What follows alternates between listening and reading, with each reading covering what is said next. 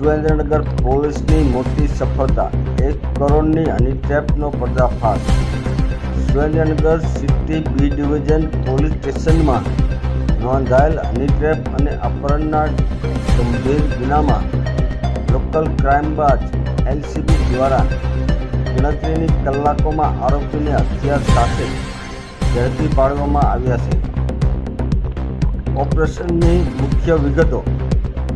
જિલ્લા પોલીસ અધિક્ષક જ્ઞાનસુખ ડેલુ સાહેબ IPSના માર્ગદર્શન હેઠળ LCB અને પેરલ ફ્લો સ્કોડની ટીમે ટેકનિકલ અને હ્યુમન સોશિયલના આધારે ફિલ્મી ઢબે આરોપીને દબોચી લીધા। રિકવર કરેલ મુદ્દામાલ કુલ કિંમત ₹72,50,100, રોકડ રકમ 69,30,000, mobile phone 1,10,000, Alto car 2 lakh, હથિયાર 1 પિસ્તોલ અને 1 જીવતો કારતૂસ। ઝડપાયેલા આરોપીઓ। પોલીસે 1 મહિલા સહિત કુલ 4 આરોપીઓને મુદ્દામાલ સાથે ઝડપી લીધા।